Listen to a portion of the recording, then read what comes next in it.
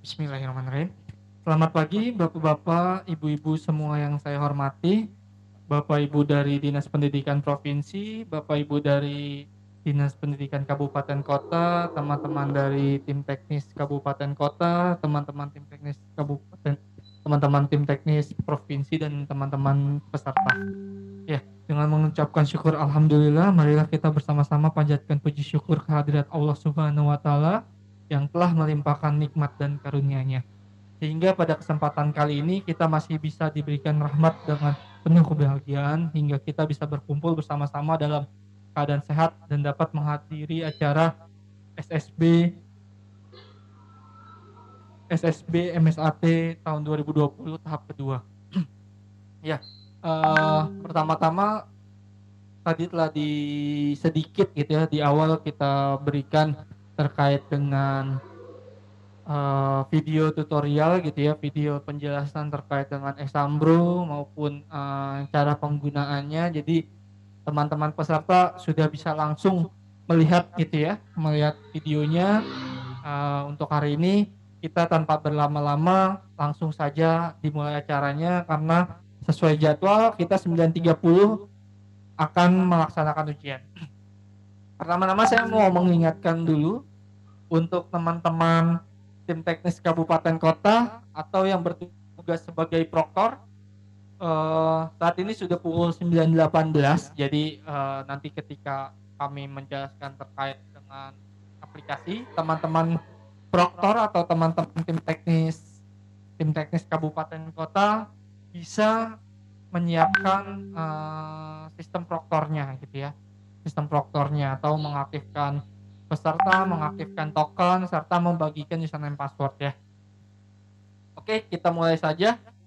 Ya, Bapak Ibu, untuk hari ini kita ada beberapa sangat banyak gitu ya, sangat banyak sekali peserta gitu ya, sangat banyak sekali tim teknis gitu ya. Jadi untuk hari ini itu akan ada dari jenjang SMA itu 2 orang proktor dan 20 peserta di masing-masing proktornya nantinya. Atau di jenjang SMA-nya 40 peserta gitu ya. Jadi nanti satu proktor akan menangani 20 peserta seperti itu. Jenjang SMK sama, jenjang SD, jenjang SMP. Untuk jenjang MI, MTS, MA akan ada satu proktor dan memiliki 20 peserta.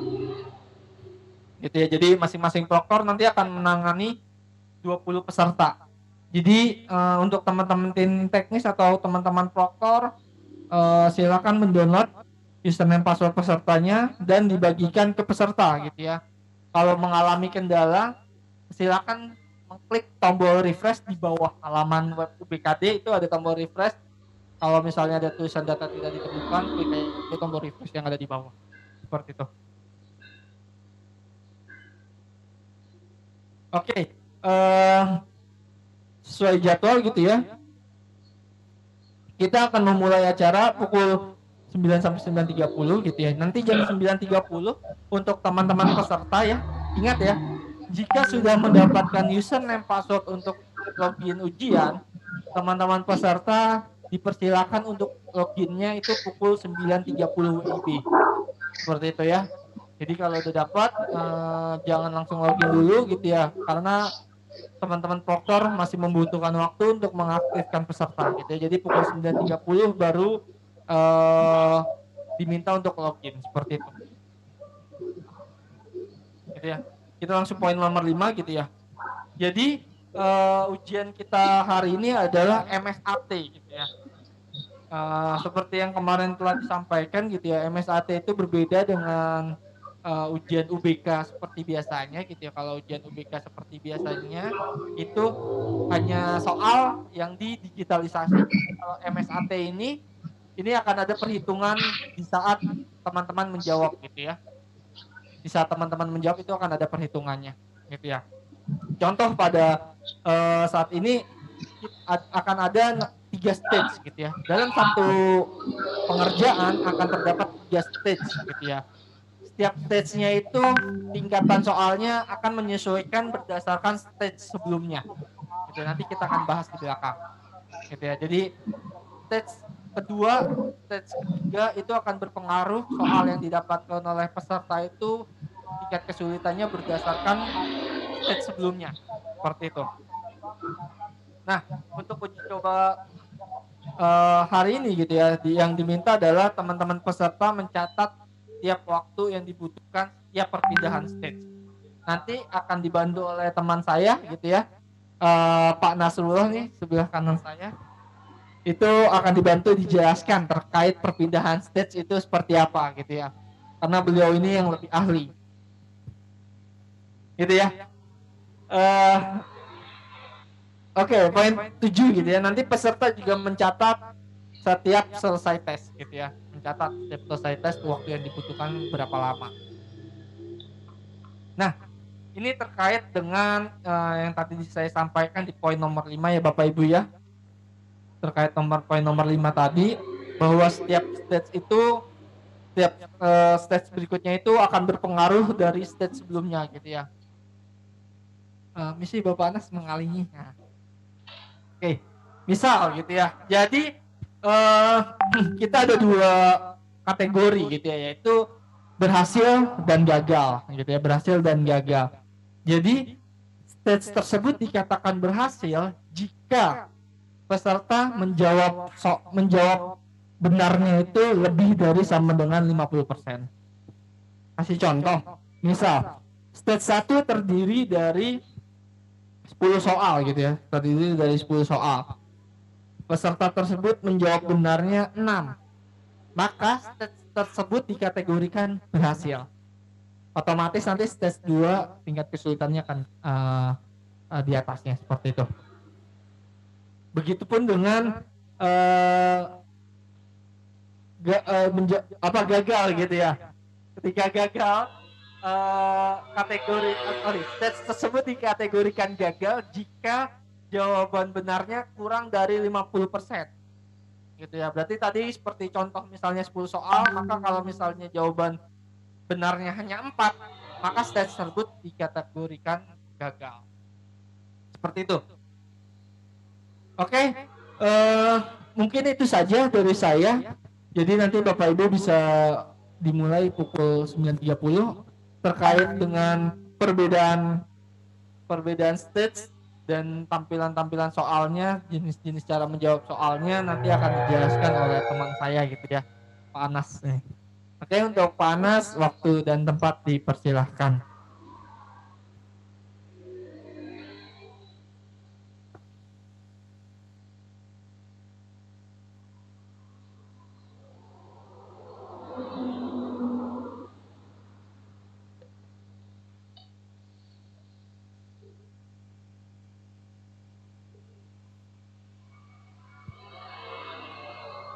Terima kasih Bapak Jarvis Pijar Hafiz.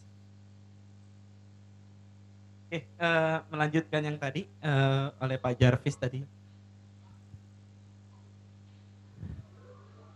Jadi untuk mengingatkan kembali Bapak Ibu sebagai peserta nanti untuk terkait membedakan mana stage 1 sampai stage 3. Untuk saat ini kami belum bisa belum memberikan tanda ya antara perpindahan stage 1 sampai stage 3. Paling Bapak Ibu bisa membedakannya melalui panel daftar soal. Jadi disarankan Bapak Ibu sebagai peserta ketika login nanti diharapkan mencatat jumlah soal setiap stage ya Bapak Ibu. Ini saya berikan contoh. Jadi ini stage pertama ya. Nanti akan berbeda-beda Bapak Ibu ya mendapatkan jumlah soal setiap stage-nya. Jadi jangan berpatokan dengan teman sebelahnya. Mungkin ada yang dapat 10, mungkin ada yang dapat 5, ada yang dapat 6 gitu ya, beda-beda ya. Dan panel daftar soal ini hanya untuk melihat jumlahnya saja. Tidak bisa melompati soal ya. Karena ini bukan CBT tapi MSAT. Jadi Bapak Ibu kalau mau melakukan perpindahan soal bisa melalui button yang ada di bawah ya, selanjutnya atau sebelumnya. Dari situ untuk pindah soal. Untuk perbedaan soal Bapak Ibu hanya bisa di dalam stage saja. Maksudnya contohnya gini, ketika Bapak Ibu berada di stage pertama, di sini contohnya, Bapak Ibu hanya bisa pindah dari 1 sampai nomor 12, ya. 1 sampai 12. Ketika Bapak Ibu masuk ke stage 2, Bapak Ibu tidak bisa kembali ke stage pertama, ya. Tidak bisa kembali ke stage pertama, hanya berpindah lagi atau berpindah soal di stage kedua dan seterusnya seperti itu. Kemudian eh, ini stage 2 contohnya ya. Jadi dicatat lagi nomor 13 sampai 21. Nah, mungkin nanti Bapak Ibu mendapatkan jumlah soal yang berbeda. Kemudian nanti lanjut sampai nomor 22 sampai nomor 28. Begitu terus sampai stage 3. Kemudian untuk indikasi seperti ini B, B, D. Nah, ini soal-soal PG Bapak Ibu ya, atau pilihan ganda. Kemudian untuk yang terchecklist ini biasanya soal-soal yang kombinasi ya, yang sudah dijawab dua-duanya, atau soal yang multiple choice ya. Kemudian kalau untuk bolong seperti ini Bapak Ibu kemungkinan ada yang belum terisi salah satu. Ya, ini biasanya si soal ya. Misalkan PGES dan yang lain. Kemudian setelah stage 3, Bapak Ibu ada konfirmasi tes. Ya, ini tes selesai ya. Waktunya 90 menit yang seperti disampaikan oleh Pak Handaru kemarin. Jadi 90 menit itu bukan setiap stage, tapi keseluruhan stage ya. Kita memberikan waktu 90 menit untuk 3 stage, bukan per stage itu waktunya 90 90 90, enggak ya. Semua totalnya itu 90 menit untuk 3 stage. Kemudian ini konfirmasi tes munculnya di akhir Bapak Ibu ya, setelah stage ketiga harusnya muncul setelah stage ketiga. Mudah-mudahan tidak ada yang muncul di tengah-tengah ya Bapak Ibu ya. Kalau memang ada silakan dilapor ke teman-teman dari update kota kabupatennya atau provinsinya. Kemudian nanti ini Bapak Ibu terakhir ada report ya, atau hasil individu, dan akan muncul otomatis penyimpanan reportnya dalam bentuk PNG ya Bapak Ibu ya. Jadi ketika udah muncul ditunggu sebentar, nanti akan muncul pop up seperti ini Bapak Ibu ya. Defaultnya menyimpannya di dokumen. Nanti setelah muncul Bapak Ibu boleh close, nanti baru kembali ke halaman login, kembali halaman login untuk eh, mungkin peserta yang lain mau tes untuk berikutnya. Mungkin itu saja dari saya. Poinnya Bapak Ibu mencatat jumlah setiap stage-nya Bapak Ibu ya, sebagai peserta, agar tidak bingung ketika Bapak Ibu berada di stage berapa sekarang ya. Diharapkan, saya ingatkan lagi Bapak Ibu, diharapkan mencatat jumlah soal setiap stage-nya ya. Garis bawahi ditebalkan ya. Mencatat jumlah soal setiap stage-nya agar Bapak Ibu tahu sekarang Bapak Ibu ini di posisi ke stage berapa, seperti itu. Mungkin itu saja dari saya Pak Jarvis. Kurang lebihnya mohon maaf. Assalamualaikum warahmatullahi wabarakatuh.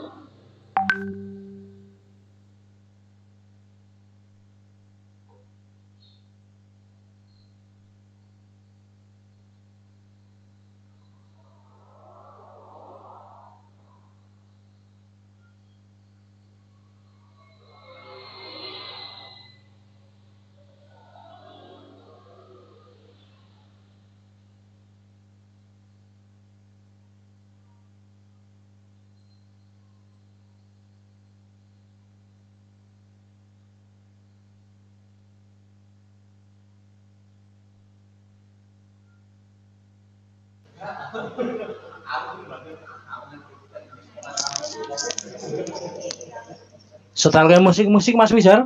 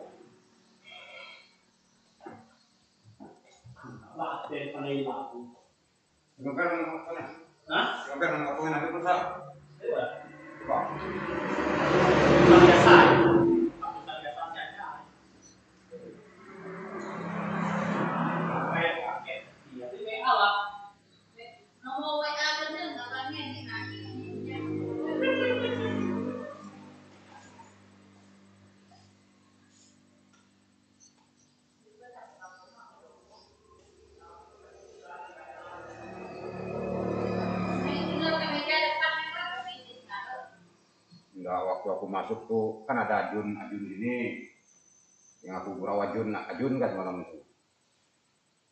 Kau masuk, kau tuh Ajun gak ada lari, kau masuk biasa dengan aku dia gak ada lari. Adalah aku bawa masuk malam.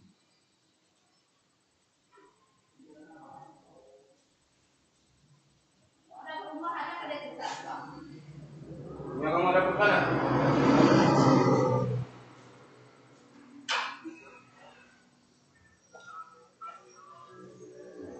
Ini karena bapak sama.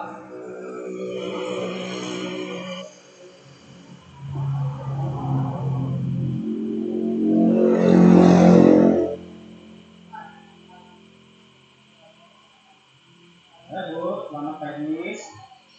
Ya.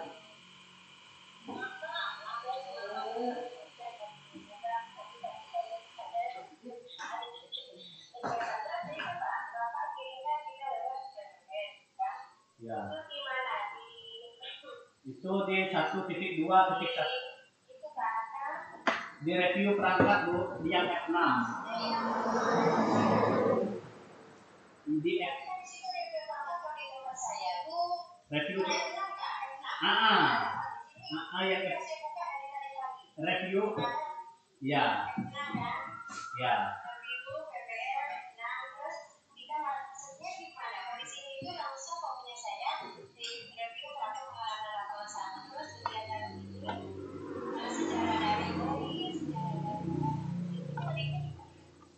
Dia bisa langsung buka di web LMS itu Bu, yang di 1.2.1.1. Itu biasanya sama antara dosen, guru kamu dengan mahasiswa itu.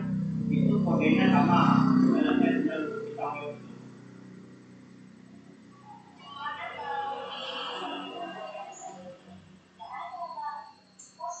Ini Kak.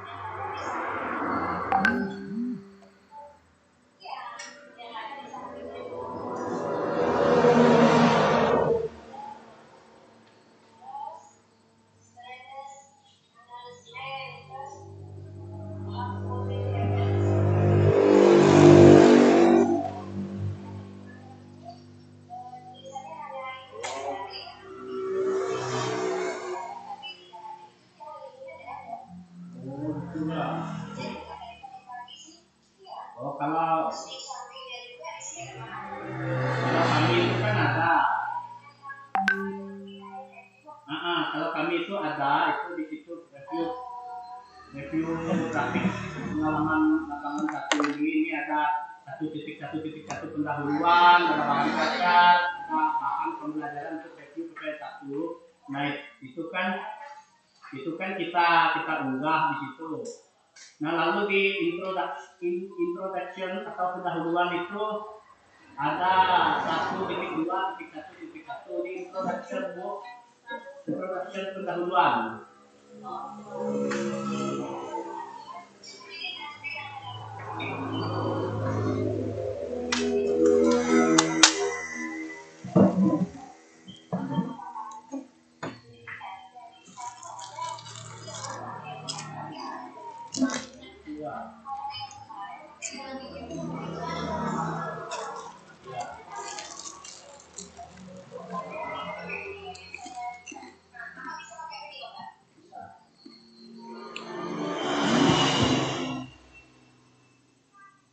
Kalau ini ada